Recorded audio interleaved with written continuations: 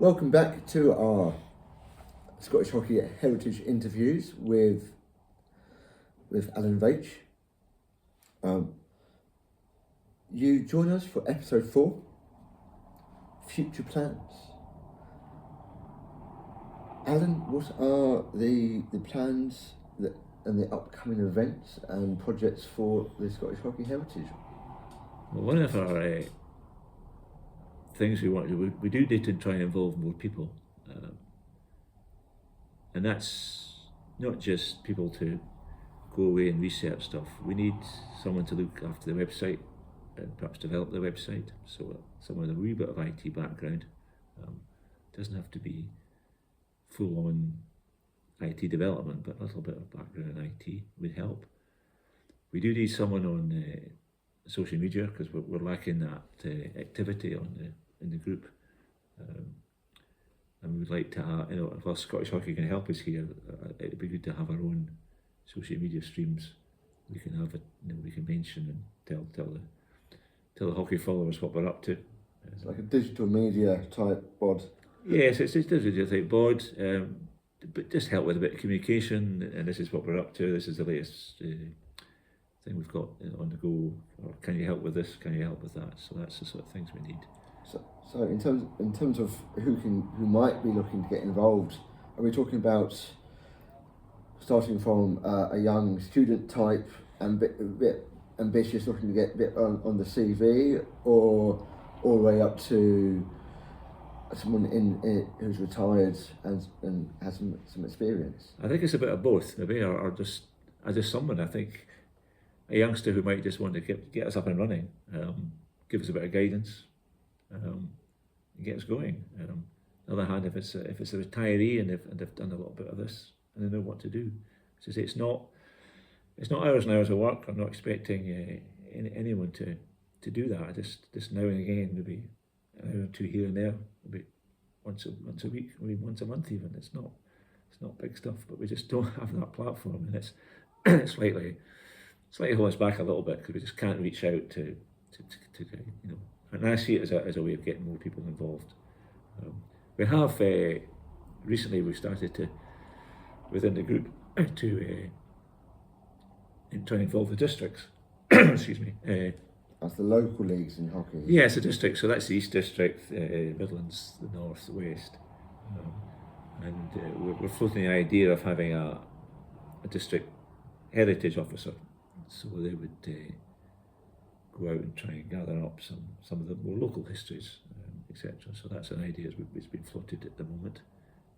We've got people we've got I think contacts now in all the districts. So but we're early beginnings of that. So that's promising.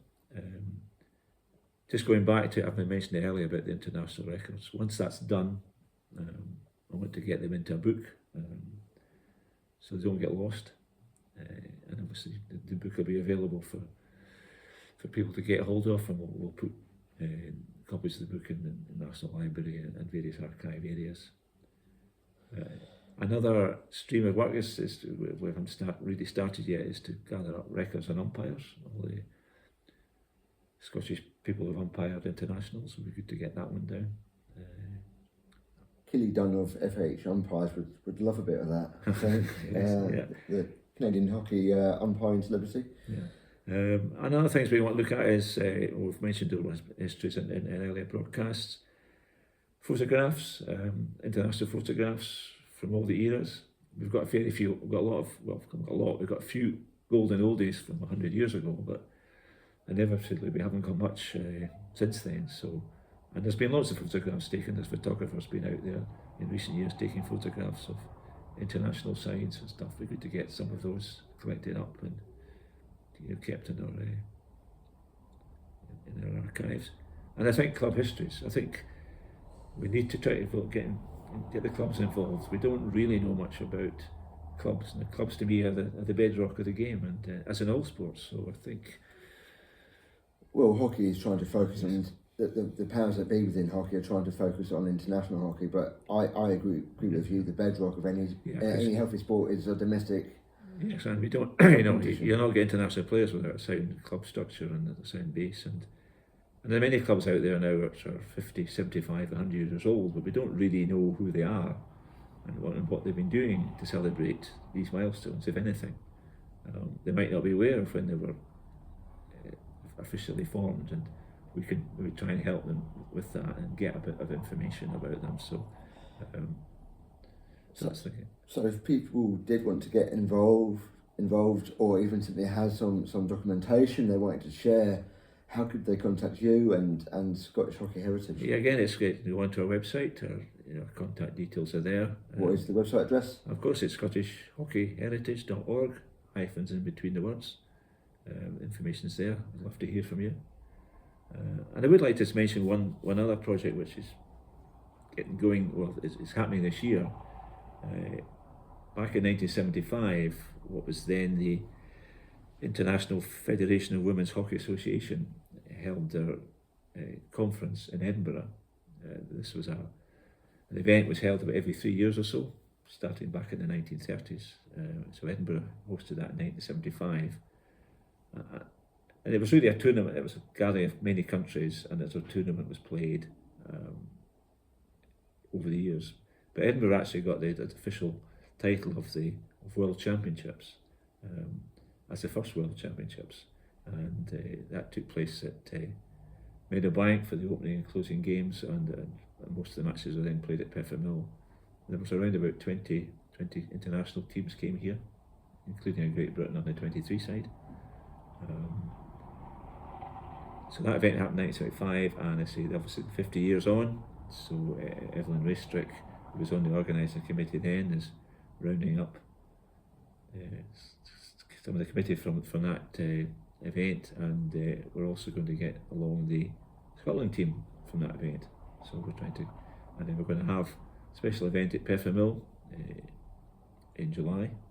The Edinburgh Uni pitches. Penny University. Scotland women are playing a series of matches in late July, so there'll be a sort of special gathering of the team, the organising committee, and hopefully we can get together with the present Scotland team.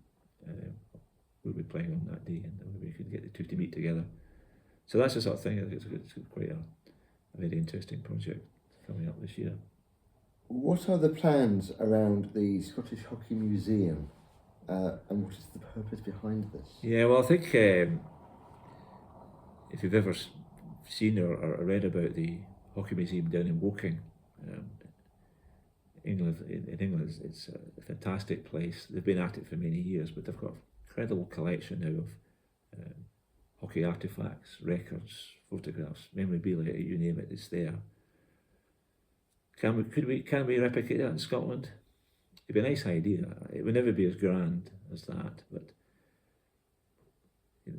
is it possible? I have to believe it is possible, but there are logistics out there. There's finding space to do it. Where will it be? We'd need a sound storage space. We need display areas. We need people to run it. Immediately that's got pound signs ringing in your ears, but so that's it's out there. But I think perhaps more realistically, and that's what I speak probably for many sports in Scotland, maybe a Scottish Sports Museum when all the sports can come together can do that, and maybe all have a display cabinets and a storage spaces for many Scottish sports, because I know that golf's got one at St Andrews and football's got one at Hampden, but there's not much else out there, so there's many. It'd be good to maybe have that might be more achievable than maybe just having a specific one for hockey. But why would having a Scottish Hockey Museum or Scottish Sports Museum be so important? I think so. Again, it's just an opportunity for people to look at the history of all the games, if it was the Scottish sports one, and we could all display our pictures and photographs and memorabilia and all the stuff and all the stories. Type of celebration. Yeah, I mean, one thing I liked, and I've been at Murrayfield to look around their sort of stadium tour, as it were, but they've got as you go in the sort of main sort of sport that players would enter, there's 3 or 4 pillars of all the Scottish players who've been capped, and they're all in order, so the cap number 1, and they're all listed all the way down. men and women on the walls of as you enter Murrayfield where the players go in, so they know they're entering a bit of history when they walk past these walls. And I thought it was a great idea when I thought it'd be good to see all the Scottish players listed on a wall somewhere, maybe at the Glasgow National Hockey Centre or whatever. Wouldn't that be nice, for just to keep that as a sort of permanent keepsake of the people who've played. So, Alan, as we begin to wind up, can you give us the Scottish Hockey website once again? Yes, it's Scottish-hockey-heritage.org. Any last words? No, I think please do come in. If you're interested in getting involved, or you've got a collection, or you've got something, maybe don't throw away. I mean, it's very easy these days to think, nobody wants these old photographs, or nobody wants these old papers. But do get in touch with us. We can help. We might want to take it off your hands. We might not. We could maybe help you with where you may store them. I mean, I've put the Inverleith archives into the Invercity archives for safekeeping, and then they're open for anyone to go and visit them. So there's and there must be clubs out there who've got records and archives in their lofts or their garages and stuff. Get them into a safe place. There's various city archives or local archive centres will take them off your hands.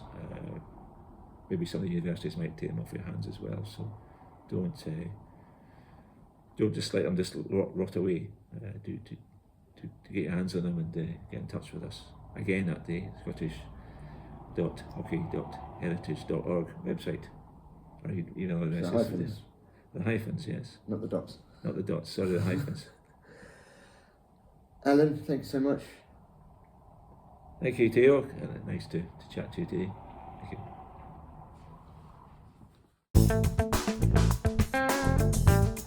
Teo McLeod, producer of the Half Court Press podcast, has published a book via Amazon. A Little Book About Hockey is now available from the Amazon website.